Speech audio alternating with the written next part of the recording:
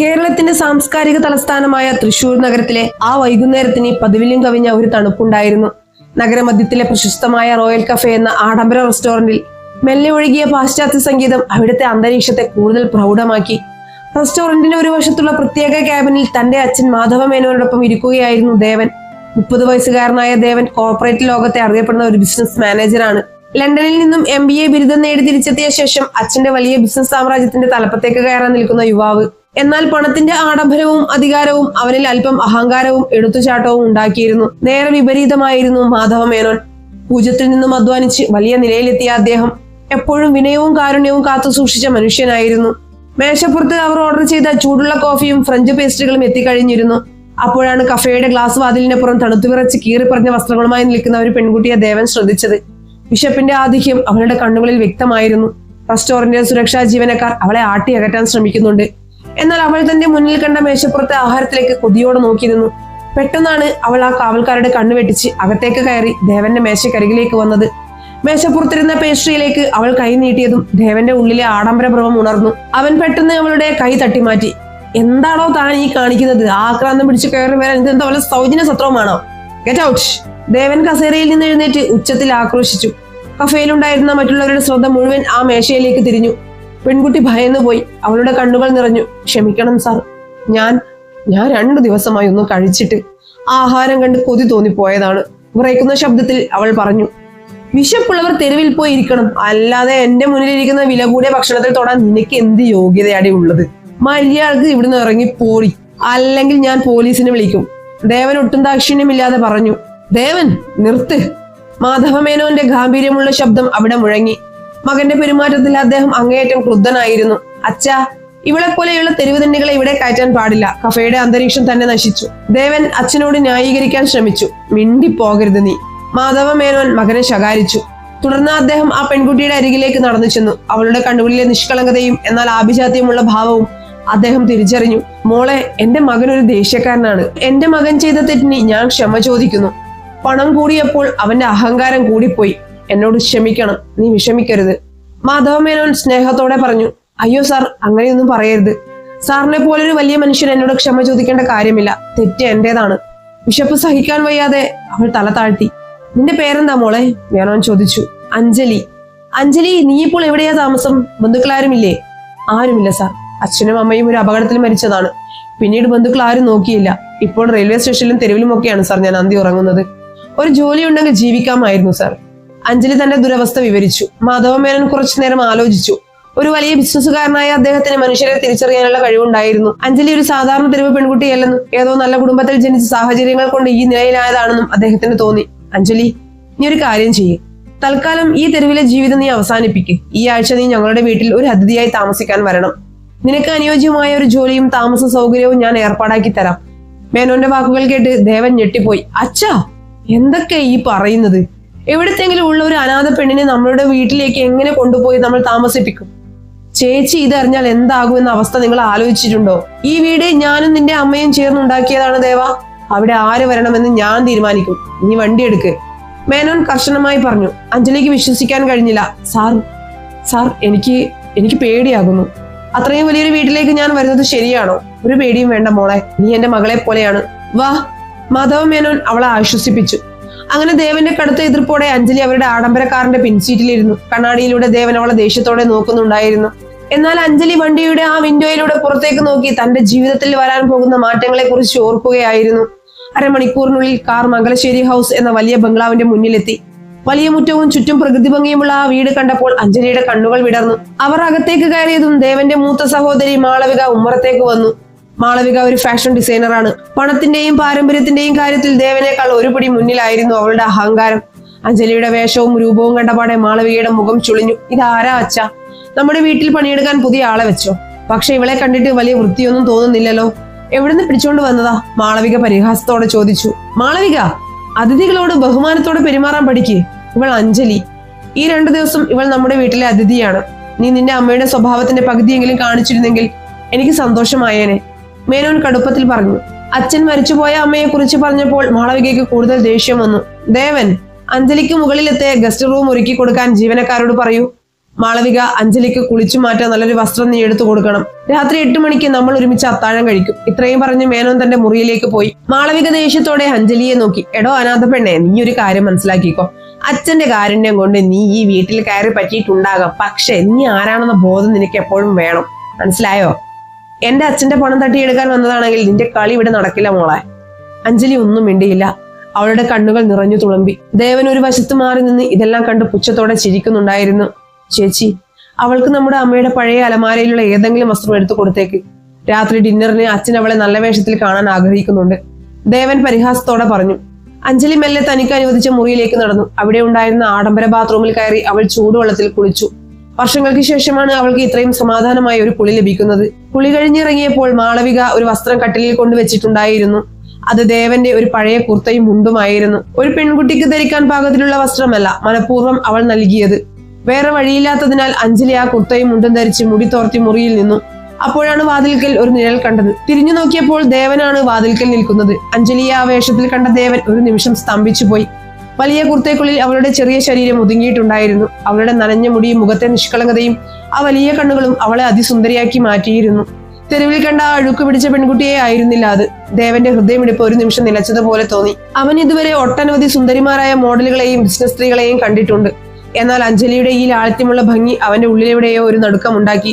താൻ അവളെ തന്നെ നോക്കി നിൽക്കുകയാണെന്ന് തിരിച്ചറിഞ്ഞ ദേവൻ പെട്ടെന്ന് ഭാവം മാറ്റി തൊണ്ടയനക്കി. അത് അത്താഴം കഴിക്കാൻ സമയമായിട്ടോ. അച്ഛൻ താഴെ കാത്തിരിക്കുന്നുണ്ട്. വേഗം വരാൻ പറയാൻ വന്നതാ. ദേവൻ ഗൗരവം നടിച്ചു പറഞ്ഞു.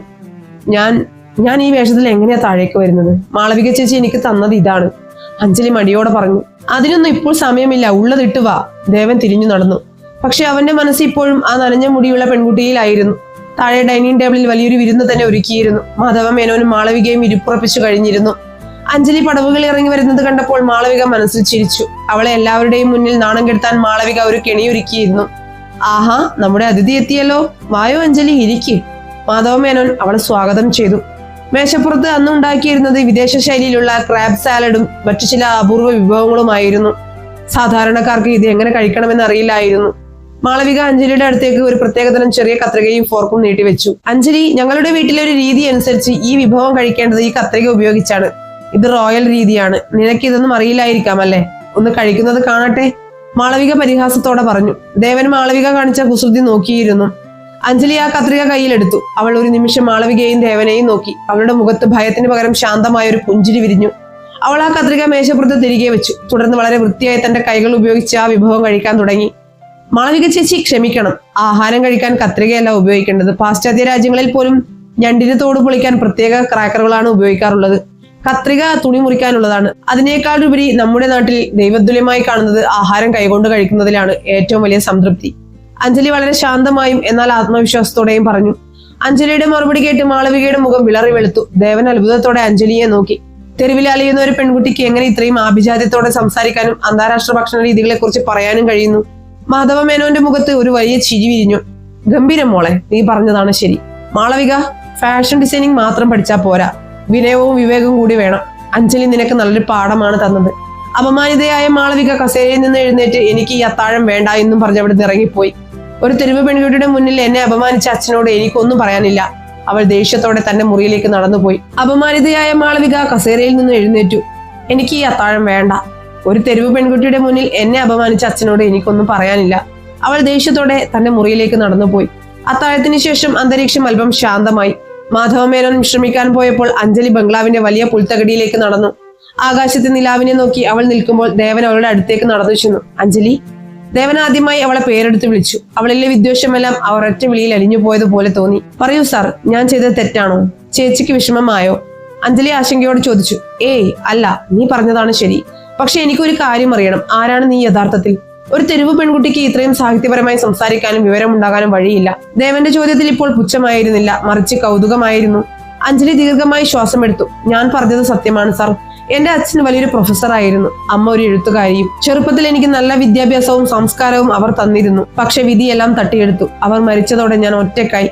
കടങ്ങൾ വീട്ടാൻ വീട് വിൽക്കേണ്ടി വന്നു. ഒടുവിൽ തെരുവ് മാത്രമായി അഭയം. എങ്കിലും അച്ഛൻ പഠിപ്പിച്ച തത്വങ്ങളും അമ്മ തന്ന സംസ്കാരവും എന്റെ ഉള്ളിൽ ഇപ്പോഴുമുണ്ട്. അത് ഈ കീറിയ വസ്ത്രങ്ങൾക്കുള്ളിൽ ഒളിപ്പിച്ചു വെക്കാൻ എനിക്ക് കഴിയില്ലല്ലോ. അവളുടെ വാക്കുകൾ കേട്ടപ്പോൾ ദേവന്റെ ഉള്ളിൽ വല്ലാത്തൊരു കുറ്റബോധം തോന്നി. ഒരു പുസ്തകത്തിന്റെ പുറംചട്ട കണ്ട് അതിന്റെ മൂല്യം നിശ്ചയിച്ച തന്റെ അഹങ്കാരത്തെ ഓർത്ത് അവൻ സ്വയം ലജ്ജിച്ചു. നിലാവിന്റെ പ്രകാശത്തിൽ തിളങ്ങുന്ന അവളുടെ മുഖത്തേക്ക് നോക്കി നിന്നപ്പോൾ അവന്റെ ഹൃദയത്തിൽ പ്രണയത്തിന്റെ ആദ്യത്തെ തളിരില മുളപൊട്ടുകയായിരുന്നു. രാത്രിയുടെ നിശബ്ദതയിൽ മംഗലശ്ശേരി തറവാടിന്റെ വിശാലമായ പുൽത്തകടിയിൽ പെയ്തിറങ്ങിയ നിലാവിന് പതിവില്ലാത്തൊരു വശ്യതയുണ്ടായിരുന്നു. തണുത്ത കാറ്റ് പുൽനാമ്പുകളെ തലോടി കടന്നുപോയപ്പോൾ അവിടെ പടർന്ന നിശബ്ദതയെ ഭേദിച്ചുകൊണ്ട് ദേവന്റെ ചോദ്യം അഞ്ജലിയുടെ ഹൃദയത്തിൽ ആഴങ്ങളിലേക്കാണ് ചെന്നെത്തിയത്. തന്റെ ഭൂതകാലത്തിന്റെ ഓർമ്മച്ചിപ്പുകൾ തുറക്കുമ്പോൾ അവളുടെ കണ്ണുകളിൽ ഒരു തുള്ളി കണ്ണുനീർ തിളങ്ങി നിന്നു. കടന്നുപോയ കാലം എനിക്ക് വെളിച്ചമായിരുന്നു ദേവൻ സാർ. അഞ്ജലി ആകാശത്തെ നക്ഷത്രങ്ങളെ നോക്കി മെല്ലെ പറഞ്ഞു തുടങ്ങി. അച്ഛന്റെ പുസ്തക ശേഖരവും അമ്മയുടെ കവിതകളും മാത്രമായിരുന്നു എന്റെ ലോകം. പണം കുറവായിരുന്നെങ്കിലും സ്നേഹത്തിന് അവിടെ ഒരു ദാരിദ്ര്യവും ഉണ്ടായിരുന്നില്ല. പക്ഷേ ഒരു കാർ അപകടത്തിന്റെ രൂപത്തിൽ മരണം അവരെ രണ്ടുപേരെയും ഒന്നിച്ചു കൊണ്ടുപോയപ്പോൾ ഞാൻ ജീവനറ്റ ഒരു ശരീരം പോലെയായി. ബന്ധുക്കളെന്ന് നടിച്ചവർ അച്ഛന്റെ സമ്പാദ്യങ്ങളെല്ലാം കൈക്കലാക്കി എന്നെ പടിയടച്ച് പിണ്ടം വെച്ചു. അനാഥാലയത്തിലെ 4 ചുവരുകൾക്കുള്ളിൽ ശ്വാസം മുട്ടിയപ്പോഴാണ് ഞാൻ അവിടെ നിന്നും ഇറങ്ങി ഓടിയത്. ബിഷപ്പിന്റെ കാഠിന്യത്തിലും എന്റെ ആത്മാഭിമാനം ആർക്കും പണയം വെച്ചിട്ടില്ല. അവളുടെ വാക്കുകൾ കേൾക്കെ ദേവന്റെ ഉള്ളിൽ വീങ്ങി നിന്ന അഹങ്കാരത്തിന്റെ കരിങ്കല്ലുകൾ ഒന്നൊന്നായി പൊടിഞ്ഞു വീഴുകയായിരുന്നു. ലണ്ടനിലെ വലിയ യൂണിവേഴ്സിറ്റികളിൽ നിന്നും കോർപ്പറേറ്റ് മാനേജ്മെന്റിന്റെ വലിയ പാഠങ്ങൾ പഠിച്ച തനിക്ക് ജീവിതം എന്ന വലിയ സത്യത്തെക്കുറിച്ച് ഒന്നും അറിയില്ലായിരുന്നു എന്ന് അവൻ തിരിച്ചറിഞ്ഞു. പണത്തിന്റെ തിളക്കത്തിൽ മനുഷ്യത്വത്തിന്റെ വില മറന്നുപോയ തന്റെ മുൻകോപത്തെ ഓർത്ത് അവൻ സ്വയം ശപിച്ചു. എന്നോട് ക്ഷമിക്കണം അഞ്ജലി. ദേവന്റെ ശബ്ദം വിറച്ചിരുന്നു. ആദ്യത്തെ കൂടിക്കാഴ്ചയിൽ ഞാൻ നിന്നോട് പെരുമാറിയത് ഒട്ടും മനുഷ്യത്വമില്ലാതെയാണ്. നിന്റെ വസ്ത്രധാരണവും സാഹചര്യവും കണ്ട് നീ വെറും ഒരു ഭിക്ഷക്കാരിയാണെന്നാണ് ഞാൻ കരുതിയത്. ഒരു മനുഷ്യന്റെ വില അവന്റെ ബാങ്ക് അക്കൗണ്ടല്ല, മറിച്ച് അവന്റെ സംസ്കാരമാണെന്ന് നീ എനിക്ക് പഠിപ്പിച്ചു തന്നു. അഞ്ജലി മെല്ലെ തിരിഞ്ഞു നിന്ന് ദേവനെ നോക്കി. ആ വലിയ കണ്ണുകളിൽ പരിഭവത്തിന് നിഴൽ പോലും ഉണ്ടായിരുന്നില്ല. പകരം ഒരു ശാന്തമായ പുഞ്ചിരി മാത്രമാണ് അവശേഷിച്ചത്. സാർ, എന്തിനാണ് എന്നോട് ക്ഷമ ചോദിക്കുന്നത്? ഈ ലോകം അങ്ങനെയാണ്. പുറംമൂടി കണ്ട് മാത്രമാണ് മനുഷ്യർ ഇവിടെ മറ്റുള്ളവരെ അളക്കുന്നത്. അതിലെനിക്ക് ആരോടും പരാതിയില്ല. പക്ഷേ മാധവ മേനോൻ സാറിനെ പോലൊരു വലിയ മനുഷ്യൻ എനിക്ക് തന്ന ഈ തണൽ, അത് എന്റെ ജീവിതത്തിലെ ഏറ്റവും വലിയ പുണ്യമാണ്. അവളുടെ ആ വിനയവും ആത്മവിശ്വാസവും ദേവന്റെ ഹൃദയത്തെ കൂടുതൽ ആഴത്തിൽ സ്പർശിച്ചു. മുൻപ് പല പ്രശസ്തരായ മോഡലുകളോടും ബിസിനസ് സ്ത്രീകളോടും സംസാരിക്കുമ്പോൾ തോന്നാത്ത ഒരു പ്രത്യേക അനുഭൂതി അവനെ അഞ്ജലിയോട് സംസാരിക്കുമ്പോൾ തോന്നി. അവളുടെ സാമീപ്യം തന്റെ മനസ്സിലെ അസ്വസ്ഥതകളെയെല്ലാം ഇല്ലാതാക്കുന്നതായി അവൻ അറിഞ്ഞു. അതിനിടയിൽ ബംഗ്ലാവിന്റെ മുകളിലത്തെ നിലയിലെ ജനാലയിലൂടെ മാളവിക ഇതെല്ലാം കണ്ട് ദേഷ്യത്തോടെ ഇരിക്കുന്നുണ്ടായിരുന്നു. തറവാട്ടിലെ പ്രൗഢിയുള്ള തന്റെ അനിയൻ തെരുവിൽ നിന്നും വന്ന ഒരു അനാഥ പെണ്ണിനോട് ഇത്രയും താഴ്മയായി സംസാരിക്കുന്നത് അവൾക്ക് സഹിക്കാൻ കഴിഞ്ഞില്ല. അഞ്ജലിയെ എങ്ങനെയെങ്കിലും ഈ വീട്ടിൽ നിന്നും ഇറക്കി വിടണമെന്ന് അവളുടെ മനസ്സിൽ കൂടുതൽ ശക്തമായി. പിറ്റേന്ന് പ്രഭാതം പൊട്ടിവിടർന്നത് മംഗലശ്ശേരിയിൽ ഒരു പുതിയ ഉണർവോടെയായിരുന്നു. പ്രഭാതകിരണങ്ങൾ തറവാടിനെ ഉണർത്തിയപ്പോൾ പൂമുഖത്തിരുന്ന് പത്രം വായിക്കുകയായിരുന്നു മാധവ മേനോൻ. അപ്പോഴാണ് അഞ്ജലി അങ്ങോട്ട് വന്നത്. കുളി കഴിഞ്ഞ് മാധവ മേനോന്റെ നിർദ്ദേശപ്രകാരം വീട്ടിലെ ഒരു ജീവനക്കാരി നൽകിയ ലളിതമായ ഒരു കേരളീയ സെറ്റും ഉണ്ടായിരുന്നു അവളുടെ വേഷം. തലമുടി ഭംഗിയായി പിന്നിക്കെട്ടി നെറ്റിയിൽ ഒരു ചെറിയ ചന്ദനക്കുറിയിട്ട് അവളെ കണ്ടപ്പോൾ സാക്ഷാൽ ലക്ഷ്മി ദേവി പടികടന്നു വരുന്നത് പോലെയാണ് മാധവ മേനോന് തോന്നിയത്. വാ മോളെ, ഇന്നലെ നന്നായി ഉറങ്ങിയോ? മേനോൻ സ്നേഹത്തോടെ ചോദിച്ചു. ഉറങ്ങി സാർ. ഒത്തിരി വർഷങ്ങൾക്ക് ശേഷമാണ് ഇത്രയും സമാധാനമായി ഒരു രാത്രി ഞാൻ ഉറങ്ങിയത്. അഞ്ജലി വിനയപൂർവ്വം പറഞ്ഞു. മോളെ, നീ എന്നെ സാർ എന്ന് വിളിക്കരുത്, അച്ഛൻ എന്ന് വിളിച്ചോളൂ. എനിക്ക് മാളവികയെ പോലെ ഒരു മകളുണ്ടെങ്കിലും അവൾക്ക് പണത്തിന്റെ അഹങ്കാരം കാരണം സ്നേഹിക്കാൻ അറിയില്ല. നിന്റെ കണ്ണുകളിൽ ഞാൻ കാണുന്നത് എന്റെ മരിച്ചുപോയ ഭാര്യയുടെ അതേ നന്മയാണ്. മേനോന്റെ വാക്കുകളിൽ വാത്സല്യം നിറഞ്ഞു നിന്നു. അഞ്ജലിയുടെ കണ്ണുകൾ നിറഞ്ഞു തുളുമ്പി. ആ സമയത്താണ് ദേവനും മാളവികയും അങ്ങോട്ട് വന്നത്. അഞ്ജലിയെ ആ പരമ്പരാഗത വേഷത്തിൽ കണ്ട ദേവൻ ഒരു നിമിഷം നോക്കി നിന്ന് പോയി. അവളുടെ ലാളിത്യമാർന്ന ഭംഗി അവന്റെ കണ്ണുകളെ ഈർപ്പമുള്ളതാക്കി. എന്നാൽ മാളവികയുടെ മുഖം ദേഷ്യം കൊണ്ട് ചുവന്നു. എന്താ അച്ഛ ഇവിടെ നടക്കുന്നത്? ഇവളെ കണ്ട് നമ്മുടെ അമ്മയെ പോലെയൊക്കെ ഉണ്ടെന്നോ? അതിനൊക്കെ ഒരു യോഗ്യത വേണം. ഒരു തെരുവ് തെണ്ടിയെ പിടിച്ച് മകളാക്കാൻ നോക്കുകയാണോ അച്ഛ? മാളവിക ഉച്ചത്തിൽ ചോദിച്ചു. മാളവിക, അതിരു കടക്കരുത്, മേനോൻ കസേരയിൽ നിന്ന് എഴുന്നേറ്റ് കർശനമായി പറഞ്ഞു. ഇവൾ ഈ വീട്ടിലെ അതിഥിയാണ്. മാത്രമല്ല, തിങ്കളാഴ്ച മുതൽ നമ്മുടെ കമ്പനിയുടെ പബ്ലിക് റിലേഷൻസ് വിഭാഗത്തിൽ അസിസ്റ്റന്റ് മാനേജറായി അഞ്ജലി ജോലിയിൽ പ്രവേശിക്കും. അവൾക്ക് നല്ല വിദ്യാഭ്യാസമുണ്ട്. അതിനനുസരിച്ചുള്ള പദവി അവൾക്ക് നൽകാൻ ഞാൻ തീരുമാനിച്ചു കഴിഞ്ഞു. ഈ പ്രഖ്യാപനം മാളവികയെയും ദേവനെയും ഒരുപോലെ ഞെട്ടിച്ചു. ദേവന് ബിസിനസ് കാര്യങ്ങളിൽ അഞ്ജലിയുടെ യോഗ്യതയെക്കുറിച്ച് സംശയമില്ലായിരുന്നെങ്കിലും മാളവികയ്ക്ക് ഇത് കനത്ത പ്രഹരമായിരുന്നു. തങ്ങളുടെ കമ്പനിയിൽ ഒരു അനാഥ പെണ്ണ് ഉയർന്ന തസ്തികയിൽ ഇരിക്കുന്നത് അവൾക്ക് ചിന്തിക്കാൻ പോലും കഴിയുമായിരുന്നില്ല. ദേവൻ, നീയെങ്കിലും അച്ഛനോട് പറ, നമ്മുടെ കമ്പനിയുടെ അന്തസ്സിന് ചേർന്നതാണോ ഇത്? മാളവിക അനിയന്റെ സഹായം തേടി. എന്നാൽ ദേവൻ അഞ്ജലിയെ നോക്കി. അവളുടെ കണ്ണുകളിൽ ഭയം ഉണ്ടായിരുന്നില്ല, മറിച്ച് തനിക്ക് ലഭിച്ച അവസരത്തെ അന്തസ്സോടെ സ്വീകരിക്കാനുള്ള ദൃഢനിശ്ചയമായിരുന്നു. ചേച്ചി, അച്ഛനെടുത്ത തീരുമാനം ശരിയാണ്. യോഗ്യതയുള്ളവർക്ക് അവസരം നൽകുന്നത് കമ്പനിയുടെ വളർച്ചയ്ക്ക് നല്ലതാണ്. അഞ്ജലിയുടെ അറിവ് ഞാൻ ഇന്നലെ നേരിട്ട് കണ്ടതാണ്. ദേവൻ അഞ്ജലിയെ പിന്തുണച്ച് സംസാരിച്ചു. മാളവിക ദേഷ്യത്തോടെ കാഴ്ച വെട്ടി അവിടെ നിന്ന് പോയി. തനിക്കെതിരെ അനിയനും അച്ഛനും ഒന്നിച്ച സ്ഥിതിക്ക് അഞ്ജലിയെ തകർക്കാൻ താൻ നേരിട്ട് രംഗത്തിറങ്ങണമെന്ന് അവൾ തീരുമാനിച്ചു. അന്ന് വൈകുന്നേരം മാധവ മേനോന് പെട്ടെന്ന് ഒരു ബിസിനസ് മീറ്റിംഗിനായി എറണാകുളത്തേക്ക് പോകേണ്ടി വന്നു. പോകുന്നതിന് മുമ്പ് അദ്ദേഹം ദേവനെ അരികിലേക്ക് വിളിച്ചു. ദേവാ, ഞാൻ വരാൻ 2 ദിവസമാകും. മാളവിക അഞ്ജലിയോട് എന്തെങ്കിലും ദ്രോഹം ചെയ്യാൻ സാധ്യതയുണ്ട്. നീ വേണം അവളെ സംരക്ഷിക്കാൻ. എനിക്ക് ആ കുട്ടിയെ പൂർണ്ണ വിശ്വാസമാണ്. ഞാൻ നോക്കിക്കൊള്ളാം അച്ഛാ. ദേവൻ ഉറപ്പ് നൽകി. അച്ഛൻ പോയതോടെ മാളവിക തന്റെ കുതന്ത്രങ്ങൾ മെനയാൻ തുടങ്ങി. രാത്രിയായപ്പോൾ അവൾ തന്റെ മുറിയിലെ അലമാരയിൽ സൂക്ഷിച്ചിരുന്ന വില കൂടിയ ഒരു വജ്രമാല മനഃപൂർവ്വം എടുത്തു മാറ്റി. തുടർന്ന് വീട്ടിലെ ജീവനക്കാരെയും കൂട്ടി ഉമ്മറത്തേക്ക് വന്ന് ബഹളം വയ്ക്കാൻ തുടങ്ങി. എന്റെ 10 ലക്ഷം വില വരുന്ന വജ്രമാല കാണാനില്ല. ഈ വീട്ടിൽ മോഷ്ടാക്കൾ ആരുമില്ല. പുതുതായി വന്ന ഈ തെരുവ് പെണ്ണല്ലാതെ മറ്റാരാണ് ഇത് എടുക്കുക? മാളവിക ഉറക്കെ വിളിച്ചു പറഞ്ഞു. ശബ്ദം കേട്ട് ദേവനും അഞ്ജലിയും അങ്ങോട്ട് ഓടിയെത്തി. എന്താ ചേച്ചി ഈ പറയുന്നത്? ആലോചിച്ച് സംസാരിക്കേ. ദേവൻ തടയാൻ ശ്രമിച്ചു. നീ മിണ്ടാതിരിക്കു ദേവാ. ഇവളുടെ മുറി ഇപ്പോൾ തന്നെ പരിശോധിക്കണം. ഇവൾ വന്ന അന്ന് മുതൽ എന്റെ ആഭരണങ്ങളിലാണ് കണ്ണ്. മാളവിക അഞ്ജലിക്ക് നേരെ വിരൽ ചൂണ്ടി. അഞ്ജലി ശാന്തയായി നിന്നു. അവളുടെ മുഖത്ത് യാതൊരുവിധ ഭയവുമില്ലായിരുന്നു. മാളവിക ചേച്ചി, ഞാൻ ഒന്നും എടുത്തിട്ടില്ല. എനിക്ക് പണത്തോടോ ആഭരണങ്ങളോടോ ഒരു ആർത്തിയുമില്ല. ചേച്ചിക്ക് സംശയമുണ്ടെങ്കിൽ എന്റെ മുറി പരിശോധിക്കാം, അവൾ പറഞ്ഞു. മാളവിക ജീവനക്കാരെയും കൂട്ടി അഞ്ജലിയുടെ മുറിയിലേക്ക് പോയി. ദേവനും പിന്നാലെ ചെന്നു. മാളവിക അഞ്ജലിയുടെ ബാഗും കട്ടിലിനടിയിലെ വശങ്ങളും തിരയാൻ തുടങ്ങി. പെട്ടെന്ന് കട്ടിലിന്റെ തലയണയ്ക്കടിയിൽ നിന്നും ആ വജ്രമാല താഴേക്ക് വീണു. ജീവനക്കാർ അത്ഭുതത്തോടെ നോക്കി. മാളവിക വിജയശ്രീലാളിതയായി ചിരിച്ചു. കണ്ടോ ദേവ, നിന്റെ അച്ഛൻ മകളെ പോലെ വളർത്താൻ നോക്കിയ തെരുവ് ഭിക്ഷക്കാരുടെ യഥാർത്ഥ സ്വഭാവം ഇതാണ്. ഇവളൊരു കള്ളിയാണ്. ദേവൻ ഞെട്ടിപ്പോയി. അവൻ അഞ്ജലിയെ നോക്കി. അഞ്ജലിയുടെ കണ്ണുകളിൽ നിന്നും കണ്ണുനീർ ധാരധാരയെ ഒഴുകുന്നുണ്ടായിരുന്നു. എന്നാൽ അവൾ തല താഴ്ത്തിയില്ല. സാർ, ദൈവത്തെയും എന്റെ മരിച്ചുപോയ മാതാപിതാക്കളെയും സാക്ഷി നിർത്തി ഞാൻ പറയുന്നു, ഇത് ഞാൻ ചെയ്തിട്ടില്ല. ഈ മാല എങ്ങനെ ഇവിടെ വന്നുവെന്ന് എനിക്കറിയില്ല. അഞ്ജലിയുടെ ശബ്ദം ഇടറി. ദേവൻ കുറച്ചുനേരം ആലോചിച്ചു. അവന് അഞ്ജലിയുടെ സ്വഭാവം നന്നായി അറിയാമായിരുന്നു. അവൾ ഒരിക്കലും ഇത് ചെയ്യില്ലെന്ന് അവന്റെ ഹൃദയം പറഞ്ഞു. അവൻ മാളവികയുടെ മുഖത്തേക്ക് നോക്കി. അവളുടെ മുഖത്തെ അമിതമായ ആഹ്ലാദവും ഗൂഢതയും ദേവൻ തിരിച്ചറിഞ്ഞു. മാളവിക തന്നെയാണ് ഇത് ചെയ്തതെന്ന് അവന് മനസ്സിലായി. ചേച്ചി, ദേവൻ ശാന്തമായി പറഞ്ഞു, ഈ മാല അഞ്ജലി എടുത്തതാണെന്ന് എനിക്ക് തോന്നുന്നില്ല. കാരണം അവൾക്ക് മോഷണ സ്വഭാവം ഉണ്ടായിരുന്നെങ്കിൽ ഇന്നലെ രാത്രി ഞാൻ പുൽത്തകടിയിൽ വെച്ച് സംസാരിക്കുമ്പോൾ അവൾ എന്റെ കയ്യിൽ വില കൂടിയ വാച്ചും പേഴ്സും കാണാത്തതല്ല. ഈ സ്ഥിതിക്ക് അവൾ എന്തിനാണ് ഇത് ചെയ്യുന്നത്? നീ അവളെ ന്യായീകരിക്കുകയാണോ ദേവ? തെളിവ് മുന്നിലിരിക്കുമ്പോൾ മാളവിക ദേഷ്യപ്പെട്ടു. തെളിവുകൾ ഉണ്ടാക്കാൻ എളുപ്പമാണ് ചേച്ചി, പക്ഷേ സത്യം മറച്ചു വെക്കാൻ കഴിയില്ല. അച്ഛൻ വരുന്നത് വരെ അഞ്ജലി ഇവിടെ തന്നെ ഉണ്ടാകും. അച്ഛൻ വന്ന ശേഷം ബാക്കി കാര്യങ്ങൾ തീരുമാനിക്കാം, ദേവൻ ഉറച്ച സ്വരത്തിൽ പറഞ്ഞു. ദേവന്റെ ഈ പിന്തുണ അഞ്ജലിയുടെ ഹൃദയത്തിൽ ഒരു പുതിയ പ്രകാശമായി മാറി. തനിക്ക് ആരുമില്ലാത്ത ഈ ലോകത്ത് തന്നെ വിശ്വസിക്കാൻ ഒരാളുണ്ടെന്ന തിരിച്ചറിവ് അവളെ വൈകാരികമായി ദേവനോട് കൂടുതൽ അടുപ്പിച്ചു. രാത്രി വൈകി അഞ്ജലി കരഞ്ഞുകൊണ്ട് മുറിയിലിരിക്കുമ്പോൾ ദേവൻ അങ്ങോട്ട് വന്നു. അവൻ അവളുടെ അരികിലിരുന്ന് അവളുടെ കൈകളിൽ മെല്ലെ തൊട്ടു. വിഷമിക്കേണ്ട അഞ്ജലി, എനിക്ക് നിന്റെ പൂർണ്ണ വിശ്വാസമാണ്. ഈ പ്രതിസന്ധിയിൽ ഞാൻ നിന്റെ കൂടെ ഉണ്ടാകും. ദേവന്റെ ആ സ്പർശനത്തിൽ അവർക്കിടയിലുള്ള അതിർവരമ്പുകളൊക്കെയും അലിഞ്ഞു പോവുകയായിരുന്നു. 2 വ്യത്യസ്ത ലോകങ്ങളിൽ നിന്ന് വന്ന ഹൃദയങ്ങൾ പ്രണയത്തിന്റെ ഒരേ താളത്തിൽ മിടിക്കാൻ തുടങ്ങിയ നിമിഷമായിരുന്നു അത്. മംഗലശ്ശേരി തറവാടിന്റെ അന്തരീക്ഷത്തിൽ അപ്പോഴും കനത്ത നിശബ്ദത തളം കെട്ടി നിന്നിരുന്നു. വജ്രമാലയുടെ മോഷണ കുറ്റം അഞ്ജലിയുടെ മേൽ കെട്ടിവെച്ച മാളവികയുടെ കുടില ബുദ്ധി താൽക്കാലികമായി വിജയിച്ചെങ്കിലും ദേവന്റെ അചഞ്ചലമായ പിന്തുണ ആ പെൺകുട്ടിയുടെ ഹൃദയത്തിന് വലിയൊരു ആശ്വാസമാണ് നൽകിയത്. ജനാലയിലൂടെ പുറത്തേക്ക് നോക്കി നിന്ന അഞ്ജലിയുടെ കണ്ണുകളിൽ അപ്പോഴും കണ്ണുനീർ തുളുമ്പുന്നുണ്ടായിരുന്നു. അപമാനത്തിന്റെ കയ്പുനീർ അവൾ ഇതിനു മുമ്പും കുടിച്ചിട്ടുണ്ടെങ്കിലും തന്നെ സ്വന്തം മകളെ പോലെ കരുതിയ മാധവ മേനോന്റെ തണലിൽ വെച്ച് ഇങ്ങനെയൊരു ദുരൂഹതയിൽ അകപ്പെടേണ്ടി വന്നതായിരുന്നു അവളെ ഏറെ വേദനിപ്പിച്ചത്. രാത്രി ഏറെ കടന്നുപോയപ്പോൾ ദേവന് ഉറക്കം വന്നില്ല. തന്റെ സഹോദരി മാളവികയ്ക്ക് അഞ്ജലിയോടുള്ള വിദ്വേഷത്തിന്റെ ആഴം അവന് നന്നായി അറിയാമായിരുന്നു. ഈ കള്ളക്കളിക്ക് പിന്നിലെ സത്യാവസ്ഥ പുറത്തു കൊണ്ടുവന്നില്ലെങ്കിൽ അഞ്ജലിയുടെ ആത്മാഭിമാനം എന്നേക്കുമായി തകരുമെന്ന് അവൻ ഓർത്തു.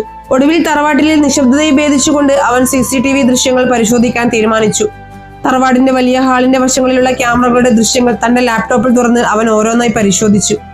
അർദ്ധരാത്രിയോടെടുത്ത സമയത്ത് എല്ലാവരും ഉറങ്ങിയെന്ന് ഉറപ്പുവരുത്തി മാളവിക വളരെ പതുക്കെ അഞ്ജലിയുടെ മുറിയിലേക്ക് പോകുന്നതും മിനിറ്റുകൾക്കകം തിരികെ വരുന്നതും ദൃശ്യങ്ങളിൽ വ്യക്തമായിരുന്നു. അവളുടെ കൈകളിൽ ആ വജ്രമാല ഉണ്ടായിരുന്നുവെന്ന് സൂക്ഷ്മമായി നോക്കിയപ്പോൾ ദേവന് മനസ്സിലായി. തന്റെ സ്വന്തം സഹോദരി ഇത്രയും തരംതാണ ഈ പ്രവൃത്തി ചെയ്യുമെന്ന് അവൻ ഒരിക്കലും കരുതിയില്ല. ഉള്ളിൽ കനലെരിയുന്ന ദേഷ്യത്തോടെ അവൻ ആ ദൃശ്യങ്ങൾ തന്റെ ഫോണിലേക്ക് പകർത്തിവെച്ചു. പിറ്റേന്ന് ഞായറാഴ്ച പ്രഭാതത്തിൽ ചായ കുടിക്കാനായി എല്ലാവരും ഉമ്മറത്ത് ഒത്തുകൂടിയപ്പോൾ മാളവികയുടെ മുഖത്ത് വല്ലാത്തൊരു ഭാവമായിരുന്നു. താൻ വിരിച്ച വലയിൽ ഇര കുടുങ്ങിയ എന്ന ഭാവത്തിൽ അവൾ അഞ്ജലിയെ നോക്കി പരിഹസിച്ചു. എന്താ ദേവ, കള്ളിയെ സംരക്ഷിക്കാൻ ഇപ്പോഴും നിനക്ക് തോന്നുന്നുണ്ടോ? അച്ഛൻ ഇന്ന് വൈകുന്നേരം തിരിച്ചെത്തും. അതുകൊണ്ട് ഇവളോട് പെട്ടിയും കിടക്കയും എടുത്ത് ഇറങ്ങാൻ പറയുന്നതാണ് നല്ലത്. അല്ലെങ്കിൽ എനിക്ക് പോലീസിനെ വിളിക്കേണ്ടി വരും. മാളവിക ചായക്കപ്പം മേശപ്പുറത്ത് വെച്ചുകൊണ്ട് പറഞ്ഞു. അഞ്ജലി ഒന്നും മിണ്ടാതെ തലതാഴ്ത്തി നിന്നു. അവളുടെ നിസ്സഹായ അവസ്ഥ ദേവന്റെ ഹൃദയത്തെ പിടിച്ചുലച്ചു. അവൻ പതുക്കെ എഴുന്നേറ്റ് മാളവികയുടെ അരികിലേക്ക് നടന്നു. ചേച്ചി, കള്ളൻ ആരാണെന്ന് ഉറപ്പിക്കുന്നതിന് മുമ്പ് 1-2 കാര്യങ്ങൾ വ്യക്തമാക്കാനുണ്ട്.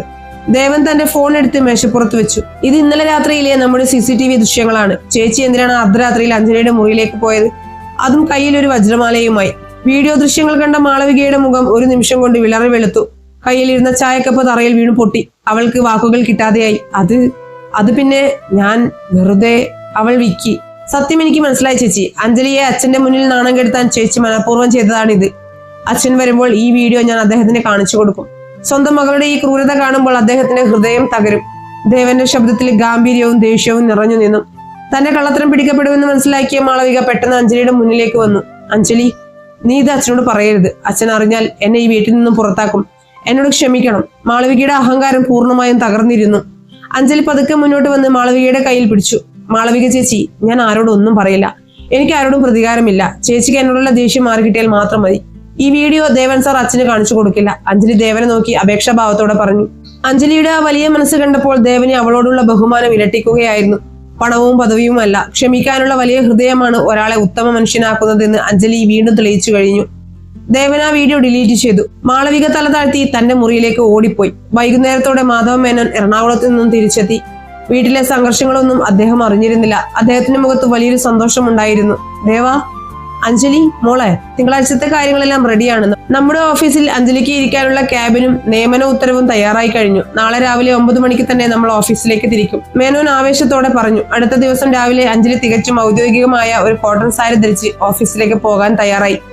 അവളുടെ രൂപത്തിൽ ഇപ്പോൾ ഒരു പ്രൊഫഷണൽ മാനേജറുടെ ആത്മവിശ്വാസം ഉണ്ടായിരുന്നു. ദേവനും മേനോനും ഒപ്പം അവൾ കമ്പനിയുടെ വലിയ ആസ്ഥാന മന്ദിരത്തിലേക്ക് കാറിൽ യാത്രയായി. മേനോൻ ഗ്രൂപ്പ് ഓഫ് കമ്പനീസ് എന്ന വലിയ കോർപ്പറേറ്റ് ഓഫീസിലെത്തിയപ്പോൾ അഞ്ജലിയുടെ ഹൃദയം വേഗത്തിൽ മിടിച്ചു. ജീവനക്കാരെല്ലാം ആദരവോടെ അവരെ സ്വാഗതം ചെയ്തു. മാധവ മേനോൻ അഞ്ജലിയെ എല്ലാവർക്കും പരിചയപ്പെടുത്തി കൊടുത്തു. ഇതാണ് നമ്മുടെ പുതിയ PR അസിസ്റ്റന്റ് മാനേജർ അഞ്ജലി. ഇനി മുതൽ കമ്പനിയുടെ പബ്ലിക് റിലേഷൻസ് കാര്യങ്ങൾ ഇവരാണ് കൈകാര്യം ചെയ്യുക. ആദ്യത്തെ ദിവസം തന്നെ കമ്പനിയുടെ വലിയൊരു വിദേശ ക്ലയന്റുമായുള്ള മീറ്റിംഗ് ഉണ്ടായിരുന്നു. വിദേശികളായ ആ അതിഥികളോട് ഇംഗ്ലീഷിൽ വളരെ വ്യക്തമായും ആധികാരികമായും സംസാരിക്കാൻ അഞ്ജലിക്ക് കഴിഞ്ഞു. അവളുടെ അച്ഛൻ പഠിപ്പിച്ചു കൊടുത്ത അറിവുകളും വിജ്ഞാനവും അവൾക്ക് തുണയായി. മീറ്റിംഗിന് ശേഷം വിദേശ പ്രതിനിധികൾ അഞ്ജലിയുടെ പ്രകടനത്തെ അഭിനന്ദിച്ചു. ഇത് കണ്ടുനിന്ന ദേവന്റെ കണ്ണുകളിൽ വലിയൊരു അഭിമാനമാണ് നിറഞ്ഞത്. അവളോടുള്ള പ്രണയം അവന്റെ ഉള്ളിൽ ഒരു കൊടുങ്കാറ്റായി മാറുകയായിരുന്നു. വൈകുന്നേരം ഓഫീസ് സമയം കഴിഞ്ഞപ്പോൾ ദേവൻ അഞ്ജലിയെ തന്റെ ക്യാബിനിലേക്ക് വിളിച്ചു. അഞ്ജലി, ഇന്നത്തെ നിന്റെ പ്രകടനം ഗംഭീരമായിരുന്നു. അച്ഛൻ വളരെ സന്തോഷത്തിലാണ്. എല്ലാം ദൈവാനുഗ്രഹം സാർ. എനിക്ക് ഈ അവസരം തന്നതിന് നിങ്ങളോടൊക്കെ എത്ര നന്ദി പറഞ്ഞാലും തീരില്ല, അഞ്ജലി വിനയത്തോടെ പറഞ്ഞു. അഞ്ജലി, ഇനിയും എന്നെ സാർ എന്ന് വിളിക്കരുത്. നമ്മൾ തമ്മിലുള്ള അകലം ഇപ്പോൾ മാറിയില്ലേ? ദേവൻ പതുക്കെ അവളുടെ അരികിലേക്ക് നടന്നു വന്നു. അവന്റെ കണ്ണുകളിൽ പ്രണയത്തിന്റെ ആർദ്രതയുണ്ടായിരുന്നു. അഞ്ജലി ഒന്ന് പരിഭ്രമിച്ചു. അവൾ ജനാലയുടെ പുറത്തേക്ക് നോക്കി. ദേവൻ, നമ്മൾ 2 ധ്രുവങ്ങളിൽ നിൽക്കുന്നവരാണ്. നിങ്ങൾ വലിയൊരു ബിസിനസ് സാമ്രാജ്യത്തിന്റെ അധിപനാണ്. ഞാൻ തെരുവിൽ മണ്ണിൽ നിന്നും വന്നവളും. നമ്മുടെ ലോകങ്ങൾ തമ്മിൽ ഒരുപാട് വ്യത്യാസമുണ്ട്. പ്രണയത്തിന് ലോകങ്ങളുടെ അതിർവരമ്പുകൾ ഇല്ല അഞ്ജലി. ദേവൻ അവളുടെ കൈകൾ തന്റെ കൈക്കുള്ളിലാക്കി. നീ തെരുവിൽ നിന്നാണോ കൊട്ടാരത്തിൽ നിന്നാണോ വന്നതെന്ന് എനിക്ക് അറിയേണ്ടതില്ല. എന്റെ ഉള്ളിലെ അഹങ്കാരത്തെ ഇല്ലാതാക്കി എന്നെ ഒരു യഥാർത്ഥ മനുഷ്യനാക്കിയത് നിന്റെ ഈ നന്മയാണ്. എനിക്ക് നിന്നെ വേണം അഞ്ജലി, എന്റെ ജീവിത സഖിയായി. ദേവന്റെ ആത്മാർത്ഥമായ പ്രണയാഭ്യർത്ഥന കേട്ടപ്പോൾ അഞ്ജലിയുടെ ഹൃദയം വിങ്ങിപ്പൊട്ടി. അവൾ ഒട്ടും പ്രതീക്ഷിക്കാത്തതായിരുന്നു ഇത്. അവന്റെ കൈകളുടെ ചൂടിൽ അവൾക്ക് വല്ലാത്തൊരു സുരക്ഷിതത്വം തോന്നി. എങ്കിലും ഒരു അദൃശ്യമായ ഭയം അവളെ പിൻവലിക്കാൻ പ്രേരിപ്പിച്ചു. എനിക്ക് കുറച്ച് സമയം വേണം ദേവൻ. അവൾ തന്റെ കൈകൾ പതുക്കെ പിൻവലിച്ച് അവിടെ നിന്ന് ഇറങ്ങി ഓടി. എന്നാൽ ഓഫീസ് കെട്ടിടത്തിന്റെ മുകളിലത്തെ നിലയിൽ ഒളിച്ചിരുന്ന് ഇതെല്ലാം കാണുന്ന ഒരാളുണ്ടായിരുന്നു. മാളവികയുടെ അടുത്ത സുഹൃത്തും കമ്പനിയിലെ ചീഫ് ഫിനാൻഷ്യൽ ഓഫീസറുമായ രാഹുൽ ആയിരുന്നു അത്. മാളവികയുടെ നിർദ്ദേശപ്രകാരം അഞ്ജലിയെ കമ്പനിയിൽ നിന്നും പുറത്താക്കാൻ പുതിയൊരു കെണി ഒരുക്കുകയായിരുന്നു അവൻ. ദേവനും അഞ്ജലിയും തമ്മിലുള്ള പ്രണയം അവൻ തിരിച്ചറിഞ്ഞു കഴിഞ്ഞിരുന്നു. ഇത് കമ്പനിയിൽ വലിയൊരു ചതിക്ക് കാരണമാകാൻ പോകുന്നതിന്റെ തുടക്കമായിരുന്നു. ഓഫീസ് മുറിയിലെ നിശബ്ദതയിൽ ദേവന്റെ പ്രണയാഭ്യർത്ഥന അഞ്ജലിയുടെ കാതുകളിൽ ഒരു മന്ത്രം പോലെ മുഴങ്ങിക്കേട്ടു. വികാരങ്ങളുടെ ഒരു വലിയ വേലിയേറ്റം അവളുടെ ഹൃദയത്തിൽ അലയടിക്കുന്നുണ്ടായിരുന്നു. എങ്കിലും യാഥാർത്ഥ്യത്തിന്റെ കൈപ്പേറിയ ഓർമ്മകൾ അവളെ പിന്നോട്ട് വലിച്ചു. താൻ ഒരു അനാഥ പെണ്ണാണെന്ന ബോധവും ഈ വലിയ തറവാടിന്റെ അന്തസ്സിന് താൻ യോജിച്ചവളാണോ എന്ന സംശയവും അവളെ വേട്ടയാടിക്കൊണ്ടിരുന്നു. ഓഫീസിൽ നിന്നും മംഗലശ്ശേരി തറവാട്ടിലേക്ക് മടങ്ങുന്ന വഴിയിലുടനീളം അവൾ ദേവന്റെ മുഖത്തേക്ക് നോക്കാൻ മടിച്ച് ജനാലയിലൂടെ പുറത്തേക്ക് നോക്കിയിരുന്നു. ദേവനാകട്ടെ അവളുടെ മൗനത്തിന്റെ അർത്ഥം ഗ്രഹിക്കാൻ ശ്രമിക്കുകയായിരുന്നു. അതേസമയം കമ്പനിയുടെ ഇരുണ്ട ഇടനാഴികളിൽ പുതിയൊരു ഗൂഢാലോചന രൂപപ്പെടുന്നുണ്ടായിരുന്നു. മാളവികയുടെ നിർദ്ദേശപ്രകാരം ചീഫ് ഫിനാൻഷ്യൽ ഓഫീസറായ രാഹുൽ അഞ്ജലിയെ തകർക്കാനുള്ള കെണിയൊരുക്കി കഴിഞ്ഞിരുന്നു. കമ്പനിയുടെ അടുത്ത വലിയ പ്രൊജക്റ്റായ ഗ്രീൻ വാലി റിസോർട്ട് പദ്ധതിയുടെ പബ്ലിക് റിലേഷൻസ് ഫണ്ടിൽ നിന്നും 10 ലക്ഷം രൂപ അഞ്ജലി അറിയാതെ അവളുടെ ഔദ്യോഗിക ബാങ്ക് അക്കൗണ്ടിലേക്ക് മാറ്റാൻ അവൻ ക്രമീകരണം ചെയ്തു. കമ്പനിയുടെ രഹസ്യരേഖകളിൽ അഞ്ജലിയുടെ വ്യാജൊപ്പ് പതിപ്പിക്കാനും അവൻ മറന്നില്ല. പണത്തിന്റെ ക്രമക്കേട് അച്ഛന്റെ മുന്നിൽ തെളിയിച്ചാൽ അഞ്ജലി ആ നിമിഷം പുറത്താകുമെന്ന് മാളവികയ്ക്ക് ഉറപ്പായിരുന്നു. തിങ്കളാഴ്ചയും ചൊവ്വാഴ്ചയും കടന്നുപോയി. ഓഫീസിലെ ജോലിയിൽ അഞ്ജലി തന്റെ പൂർണ്ണ ശ്രദ്ധയും സമർപ്പിച്ചു. വിദേശ ക്ലയന്റുമായുള്ള ഇടപാടുകളിലെല്ലാം അവൾ വലിയ വിജയം കൈവരിച്ചിരുന്നു. എന്നാൽ ദേവന്റെ സാമീപ്യം ഉണ്ടാകുമ്പോഴെല്ലാം അവളുടെ ഹൃദയമിടിപ്പ് വർദ്ധിച്ചു. അവൻ കാട്ടിയ സ്നേഹവും കരുതലും അവളെ അവനിലേക്ക് കൂടുതൽ അടുപ്പിച്ചുകൊണ്ടിരുന്നു. ബുധനാഴ്ച രാവിലെ മാധവ മേനോൻ ഓഫീസിലെത്തിയത് വല്ലാത്തൊരു ഗൗരവത്തോടെയായിരുന്നു. കമ്പനിയുടെ ഇന്റേണൽ ഓഡിറ്റിംഗ് വിഭാഗത്തിൽ നിന്നും അദ്ദേഹത്തിന് ഒരു അടിയന്തര റിപ്പോർട്ട് ലഭിച്ചിരുന്നു. ഫിനാൻസ് വിഭാഗത്തിൽ വലിയൊരു തുക തിരിമറി നടന്നിരിക്കുന്നു എന്നതായിരുന്നു ആ റിപ്പോർട്ട്. അദ്ദേഹം ഉടൻ തന്നെ ദേവനെയും രാഹുലിനെയും തന്റെ ക്യാബിനിലേക്ക് വിളിപ്പിച്ചു. ദേവ, രാഹുൽ, നമ്മുടെ പുതിയ പ്രൊജക്ടിന്റെ ഫണ്ടിൽ നിന്നും 10 ലക്ഷം രൂപയുടെ കുറവ് കാണിക്കുന്നുണ്ട്. അത് ആരുടെ അക്കൗണ്ടിലേക്കാണ് പോയിരിക്കുന്നത് എന്ന് കണ്ടെത്തിയോ? മേനോൻ ആകുലതയോടെ ചോദിച്ചു. രാഹുൽ കള്ളവിനയത്തോടെ മുന്നോട്ട് വന്നു. സാർ, അത് പറയാൻ എനിക്ക് വലതൊരു വിഷമമുണ്ട്. പുതിയതായി ചാർജ് എടുത്ത PR അസിസ്റ്റന്റ് മാനേജർ അഞ്ജലിയുടെ അക്കൗണ്ടിലേക്കാണ് ആ തുക മാറ്റം ചെയ്യപ്പെട്ടിരിക്കുന്നത്. ഇത് അതിന്റെ ബാങ്ക് സ്റ്റേറ്റ്മെന്റും പണം റിലീസ് ചെയ്യാൻ അനുമതി നൽകിക്കൊണ്ട് അവൾ ഒപ്പിട്ട ഫയലും. രാഹുൽ വ്യാജരേഖകൾ മേശപ്പുറത്ത് വെച്ചു. രേഖകൾ കണ്ട മാധവ മേനോൻ ഞെട്ടിപ്പോയി. താൻ സ്വന്തം മകളെ പോലെ വിശ്വസിച്ച ഒരു പെൺകുട്ടി ഇങ്ങനെ ഒരു ചതി ചെയ്യുമെന്ന് അദ്ദേഹത്തിന് വിശ്വസിക്കാൻ കഴിഞ്ഞില്ല. ദേവന്റെ ഉള്ളിൽ വല്ലാത്തൊരു അസ്വസ്ഥത പടർന്നു. അഞ്ജലി ഒരിക്കലും പണത്തിനായി ഈ ചതി ചെയ്യില്ലെന്ന് അവന്റെ ഹൃദയം ഉറപ്പിച്ചു പറഞ്ഞു. ഇല്ല അച്ഛാ, ഇതിലെന്തോ ഗൂഢാലോചനയുണ്ട്. അഞ്ജലി ഇത് ചെയ്യില്ല, ദേവൻ ഉറച്ച സ്വരത്തിൽ പറഞ്ഞു. പിന്നെ ഈ ഒപ്പ് ആരുടേതാണ് ദേവ? തെളിവുകൾ ഇതാ നമ്മുടെ മുന്നിലിരിക്കുന്നു. ഉടൻ തന്നെ അഞ്ജലിയെ ഇങ്ങോട്ട് വിളിക്കൂ, മേനോൻ ആജ്ഞാപിച്ചു. മിനിറ്റുകൾക്കകം അഞ്ജലി അങ്ങോട്ടെത്തി. അവിടെ ഉണ്ടായിരുന്ന അന്തരീക്ഷത്തിന്റെ ഗൗരവം അവളിൽ ഭയം ഉണ്ടാക്കി. മാധവ മേനോൻ ആ ഫയൽ അവൾക്ക് നേരെ നീട്ടി. അഞ്ജലി, ഈ ഒപ്പ് നിന്റേതാണോ? കമ്പനിയുടെ 10 ലക്ഷം രൂപ നിന്റെ വ്യക്തിപരമായ അക്കൗണ്ടിലേക്ക് മാറ്റിയതായി കാണുന്നു. ഞാൻ നിനക്ക് തന്ന വിശ്വാസത്തിന് നീ തന്ന വില ഇതാണോ മോളെ? മേനോന്റെ ശബ്ദത്തിൽ വിഷമം നിറഞ്ഞു നിന്നിരുന്നു. ഫയലിലെ തുകയുടെ വിവരങ്ങളും തന്റെ വ്യാജവൊപ്പും കണ്ട അഞ്ജലി സ്തംഭിച്ചു പോയി. അവളുടെ കാലുകൾ വിറച്ചു. അച്ഛാ, ഞാൻ ഈ പണത്തെക്കുറിച്ച് ഒന്നും അറിഞ്ഞിട്ടില്ല. ഈ ഒപ്പ് എന്റേതല്ല, വിശ്വസിക്കണം അച്ഛാ. ഞാൻ കമ്പനിയെ ചതിച്ചിട്ടില്ല, അവൾ കരഞ്ഞുകൊണ്ട് പറഞ്ഞു. പിന്നെ എങ്ങനെ നിന്റെ അക്കൗണ്ടിലേക്ക് പണം വന്നു? ഡിജിറ്റൽ യുഗമാണിത് അഞ്ജലി, തെളിവുകൾ കള്ളം പറയില്ല, രാഹുൽ ഇടപെട്ട് പറഞ്ഞു. ദേവൻ ശാന്തമായി അഞ്ജലിയുടെ അരികിലേക്ക് നടന്നു ചെന്നു. അവളുടെ കണ്ണുകളിലെ സത്യസന്ധത അവൻ വീണ്ടും തിരിച്ചറിഞ്ഞു. രാഹുൽ, ഡിജിറ്റൽ യുഗത്തിൽ തെളിവുകൾ കൃത്യമായി ഉണ്ടാക്കാനും എളുപ്പമാണ്. ഈ പണം ട്രാൻസ്ഫർ ചെയ്തത് ഓഫീസിലെ ഏത് IP അഡ്രസ്സിൽ നിന്നാണെന്ന് എനിക്കറിയണം. നമ്മുടെ IT വിഭാഗത്തെ ഞാൻ ഇപ്പോൾ തന്നെ ഇങ്ങോട്ട് വിളിക്കാം. ദേവൻ തന്റെ ഫോൺ എടുത്തു. ദേവന്റെ ഈ നീക്കം രാഹുലിനെ പരിഭ്രാന്തനാക്കി. അവൻ മാളവികയും തന്നെയും സ്വയം രക്ഷിക്കാൻ വേണ്ടി ശ്രമിച്ചു. എങ്കിലും ദേവൻ വിട്ടുകൊടുത്തില്ല. മിനിറ്റുകൾക്കകം കമ്പനിയുടെ ചീഫ് സിസ്റ്റം അഡ്മിനിസ്ട്രേറ്റർ അങ്ങോട്ടെത്തി. പണം കൈമാറ്റം ചെയ്യപ്പെട്ട കൃത്യമായ സമയത്തെ കമ്പ്യൂട്ടർ ലോഗ് വിവരങ്ങൾ അവൻ പരിശോധിച്ചു. സാർ, ഈ പണം ട്രാൻസ്ഫർ ചെയ്തിരിക്കുന്നത് അഞ്ജലി മാഡത്തിന്റെ കമ്പ്യൂട്ടറിൽ നിന്നല്ല. അത് ഫിനാൻസ് ഡിപ്പാർട്ട്മെന്റിലെ രാഹുൽ സാറിന്റെ പേഴ്സണൽ ലാപ്ടോപ്പിൽ നിന്നാണ്. അഞ്ജലി മാഡത്തിന്റെ ലോഗിൻ ID-യും പാസ്വേഡും രാഹുൽ സാർ വ്യാജമായി ഉപയോഗിക്കുകയായിരുന്നു. IT വിദഗ്ധൻ സത്യം പുറത്തുവിട്ടു. ക്യാബിനിൽ പെട്ടെന്ന് ഒരു വലിയ നിശബ്ദത പടർന്നു. രാഹുലിന്റെ മുഖം വിളറി വെളുത്തു. അവൻ വിയർക്കാൻ തുടങ്ങി. അത് സാർ, ഞാൻ മാളവിക മേഡം പറഞ്ഞിട്ടാണ്. ഭയം കാരണം രാഹുൽ സത്യം വിളിച്ചു പറഞ്ഞുപോയി. മാധവ മേനോന്റെ കണ്ണുകളിൽ ദേഷ്യം അഗ്നിയായി ജ്വലിച്ചു. രാഹുൽ, നീയും എന്റെ മകളും ചേർന്ന് ഈ പാവം കുട്ടിയെ ചതിക്കാൻ നോക്കുകയായിരുന്നല്ലേ? നിന്നെ ഞാൻ പോലീസിൽ ഏൽപ്പിക്കും. ഇപ്പോൾ തന്നെ എന്റെ ഓഫീസിൽ നിന്നും ഇറങ്ങിപ്പോകും, മേനോൻ അലറി. രാഹുൽ തല താഴ്ത്തി അവിടെ നിന്നും ഇറങ്ങിയോടി. സത്യം പുറത്തു വന്നപ്പോൾ മാധവ മേനോൻ അഞ്ജലിയുടെ അരികിലേക്ക് വന്നു. അദ്ദേഹത്തിന്റെ കണ്ണുകൾ നിറഞ്ഞിരുന്നു. മോളെ, എന്നോട് ക്ഷമിക്കണം. ഒരു നിമിഷം ഞാൻ നിന്നെ സംശയിച്ചു പോയി. എന്റെ സ്വന്തം മകൾ നിനക്കെതിരെ ഇത്രയും വലിയ ചതി ഒരുക്കുമെന്ന് ഞാൻ കരുതിയില്ല. നീ എന്റെ മകളാണ് മോളെ. അഞ്ജലി മേനോന്റെ കൈകളിൽ പിടിച്ചു. വിഷമിക്കരുത് അച്ഛാ, അച്ഛൻ എന്നോടുള്ള സ്നേഹം മാത്രമാണ് എന്റെ ബലം. എനിക്ക് ആരോടും പരിഭവമില്ല, അവൾ പുഞ്ചിരിയോടെ പറഞ്ഞു. അന്ന് വൈകുന്നേരം ഓഫീസ് കഴിഞ്ഞു മടങ്ങുമ്പോൾ ദേവൻ കാർ നേരെ മംഗലശ്ശേരി തറവാട്ടിലേക്കല്ല എടുത്തത്, മറിച്ച് നഗരത്തിനടുത്തുള്ള പ്രശാന്തമായ ഒരു മലയോര പാതയിലേക്കായിരുന്നു. കാർ നിർത്തി അവൻ അഞ്ജലിയോടൊപ്പം പുറത്തേക്ക് ഇറങ്ങി. താഴെ നഗരത്തിന്റെ വിളക്കുകൾ തെളിഞ്ഞു തുടങ്ങിയിരുന്നു. ദേവൻ പതുക്കെ അഞ്ജലിയുടെ കൈകൾ കവർന്നു. അഞ്ജലി, ഇനിയെങ്കിലും നിനക്ക് നിന്റെ ഈ മൗനം വെടിയാമോ? ഇന്ന് നിന്റെ മേൽ വീണ ആ ചതിയുടെ കറ കഴുകിക്കളയാൻ എനിക്ക് കഴിഞ്ഞത് നിന്റെ മേലുള്ള എന്റെ വിശ്വാസം കൊണ്ടാണ്. ആ വിശ്വാസത്തിന്റെ പേരാണ് പ്രണയം. എനിക്ക് നിന്റെ വംശാവലിയോ പാരമ്പര്യമോ അറിയണ്ട. എന്റെ ജീവിതത്തിന്റെ തണലായി നീ കൂടെ വേണം. അഞ്ജലി ദേവന്റെ നെഞ്ചിലേക്ക് ചാരി. അവളുടെ കണ്ണുകളിൽ നിന്നും ആനന്ദ കണ്ണീർ പൊഴിയുന്നുണ്ടായിരുന്നു. അവൾ ഒടുവിൽ തന്റെ ഹൃദയത്തിന്റെ വാതിലുകൾ അവനായി തുറന്നു കൊടുത്തു. ദേവൻ, ഈ അനാഥയായ പെൺകുട്ടിക്ക് നിങ്ങളുടെ പ്രണയത്തെക്കാൾ വലിയൊരു സാമ്രാജ്യം ഇനി ഈ ഭൂമിയിൽ കിട്ടാനില്ല. ഞാൻ നിങ്ങളുടേതാണ്, മരണം വരെ. ആ മലയോരത്തെ തണുത്ത കാറ്റിൽ നഗരത്തിന്റെ ദീപാവലികൾക്ക് സാക്ഷിയായി അവർ പരസ്പരം പുണർന്നു. അവരുടെ പ്രണയം പൂർണ്ണതയിലേക്ക് എത്തുന്ന നിമിഷമായിരുന്നു അത്. എന്നാൽ മംഗലശ്ശേരി തറവാട്ടിൽ മാളവിക തങ്ങളെ കാത്തിരിക്കുന്നുണ്ടെന്ന ബോധം അവർക്കുണ്ടായിരുന്നു. സ്വന്തം ചതി പൊളിഞ്ഞതറിഞ്ഞ് അവൾ ഇനി എന്തു ചെയ്യുമെന്ന ആശങ്കയും അവരുടെ മനസ്സിലുണ്ടായിരുന്നു. മലമുകളിലെ പ്രശാന്തതയിൽ വെച്ച് പരസ്പരം കൈകോർക്കുമ്പോൾ ദേവന്റെയും അഞ്ജലിയുടെയും ഹൃദയങ്ങൾ പ്രണയത്തിന്റെ അതിതീവ്രമായ ഒരു ലയനത്തിലായിരുന്നു. കാറ്റിന്റെ മർമ്മരവും ദൂരെ നഗരത്തിൽ തെളിഞ്ഞ ദീപാവലികളും അവരുടെ ആത്മബന്ധത്തിന് സാക്ഷ്യം വഹിച്ചു. എങ്കിലും യാഥാർത്ഥ്യത്തിന്റെ ലോകത്തേക്ക് മടങ്ങുമ്പോൾ മംഗലശ്ശേരി തറവാട്ടിൽ തങ്ങളെ കാത്തിരിക്കുന്ന കൊടുങ്കാറ്റിനെ കുറിച്ച് അവർക്ക് ബോധ്യമുണ്ടായിരുന്നു. സ്വന്തം ഗൂഢാലോചന വെളിച്ചത്തായ വിവരമറിഞ്ഞ് മാളവിക എന്ത് നിലപാടായിരിക്കും സ്വീകരിക്കുക എന്നതായിരുന്നു അവരുടെ ആശങ്ക. രാത്രിയോടെ അവർ മംഗലശ്ശേരി തറവാട്ടിൽ തിരിച്ചെത്തി. പൂമുഖത്തെ വലിയ ഹാളിൽ മാധവ മേനോൻ ഇരിക്കുന്നുണ്ടായിരുന്നു. അല്പം അകലെയായി തലതാഴ്ത്തി വിങ്ങിപ്പൊട്ടി കരയുന്ന മാളവികയെയാണ് അവർ കണ്ടത്. രാഹുൽ പോലീസിന്റെ പിടിയിലായ വിവരവും അവൻ വഴി തന്റെ എല്ലാ ചതികളും അച്ഛൻ പൂർണ്ണമായി അറിഞ്ഞുവെന്ന തിരിച്ചറിവും അവളെ മാനസികമായി തകർത്തിരുന്നു. പണത്തിന്റെയും കുലമഹിമയുടെയും പേരിൽ താൻ കാത്തുസൂക്ഷിച്ച അഹങ്കാരത്തിന്റെ കോട്ട തരിപ്പണമായ നിമിഷമായിരുന്നു അത്. അഞ്ജലിയും ദേവനും അകത്തേക്ക് കയറി വന്നതും മാളവിക പെട്ടെന്ന് കസേരയിൽ നിന്ന് എഴുന്നേറ്റ് ഓടി വന്ന് അഞ്ജലിയുടെ കൈകളിൽ പിടിച്ചു. അവളുടെ കണ്ണുകളിൽ നിന്നും പശ്ചാത്താപത്തിന്റെ അശ്രുബിന്ദുക്കൾ ഒഴുകി. അഞ്ജലി, എന്നോട് ക്ഷമിക്കണം മോളെ. മാളവികയുടെ ശബ്ദം ഇടറി. പണത്തിന്റെ തിളക്കത്തിൽ കണ്ണു മഞ്ഞളിച്ചു പോയ ഒരു അഹങ്കാരിയായിരുന്നു ഞാൻ. തെരുവിൽ നിന്നും വന്നവളെന്ന് പറഞ്ഞ് ഞാൻ നിന്നെ ഒരുപാട് അധിക്ഷേപിച്ചു. നിന്റെ സ്വഭാവം മോശമാണെന്ന് കാണിക്കാൻ വജ്രമാല മോഷണ കേസും വ്യാജൊപ്പിട്ട കമ്പനി തിരിമറിയും വരെ ഞാൻ ആസൂത്രണം ചെയ്തു. പക്ഷേ അപ്പോഴെല്ലാം എന്നോട് പ്രതികാരം ചെയ്യാൻ നോക്കാതെ നീ എന്നെ സംരക്ഷിക്കാനാണ് ശ്രമിച്ചത്. നിന്റെ ആ വലിയ മനസ്സിന് മുന്നിൽ ഞാൻ തോറ്റുപോയി അഞ്ജലി. എന്നോട് ക്ഷമിക്കാമോ? മാളവികയുടെ ഈ ഭാവമാറ്റം അഞ്ജലി ഒട്ടും പ്രതീക്ഷിച്ചതല്ലായിരുന്നു. അവളുടെ കണ്ണുകളും ഈർപ്പമുള്ളതായി. അവൾ മാളവികയെ ചേർത്ത് പിടിച്ചു. ചേച്ചി, അങ്ങനെ പറയരുത്. ചേച്ചിക്ക് എന്നോടുള്ള ദേഷ്യം മാറിയല്ലോ, അത് മതി എനിക്ക്. എനിക്ക് ഈ ലോകത്ത് സ്വന്തമെന്ന് പറയാൻ ആരുമില്ലായിരുന്നു. പക്ഷെ ഈ തറവാട്ടിൽ വന്ന ശേഷം എനിക്ക് ലഭിച്ച സ്നേഹം വളരെ വലുതാണ്. മകളുടെ പശ്ചാത്താപവും അഞ്ജലിയുടെ ഉദാരമനസ്കതയും കണ്ട മാധവ മേനോന്റെ മുഖത്ത് വല്ലാത്തൊരു ആശ്വാസം പ്രകടമായി. അദ്ദേഹം പതുക്കെ എഴുന്നേറ്റ് അവരുടെ അരികിലേക്ക് വന്നു. മാളവിക, ഇനിയൊരു വലിയ പാഠമാണ് ഇന്ന് പഠിച്ചത്. മേനോൻ വാത്സല്യത്തോടെ മകളുടെ തലയിൽ തലോടി.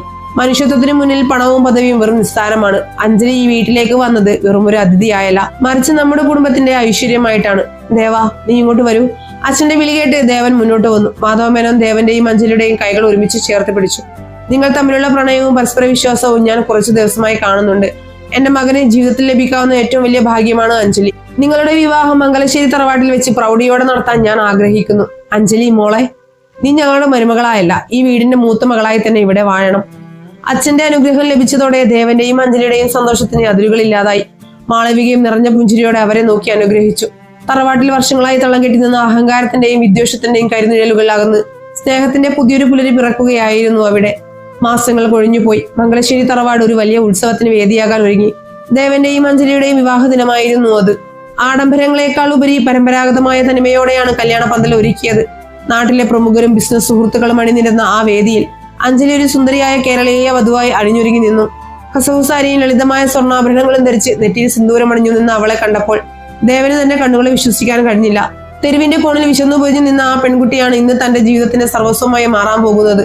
നാദസ്വരത്തിന്റെ മംഗളധ്വനികൾ അന്തരീക്ഷത്തിൽ മുഴങ്ങി പെയ്തപ്പോൾ മന്ത്രകോടി നൽകി ദേവൻ അഞ്ജലിയുടെ കഴുത്തിൽ താലി ചാർത്തി. അവളുടെ നെറ്റിയിൽ സിന്ദൂരമണിഞ്ഞ് കൈകൾ കോർത്തു പിടിച്ച് അഗ്നിയെ വലം വെക്കുമ്പോൾ അവരിരുവരുടെയും മനസ്സിൽ ഒരേ ഒരു പ്രാർത്ഥന മാത്രമേ ഉണ്ടായിരുന്നുള്ളൂ. പരസ്പരമുള്ള ഈ വിശ്വാസവും പ്രണയവും ജീവിതാവസാനം വരെ കാത്തു സൂക്ഷിക്കാൻ കഴിയണേ എന്ന്.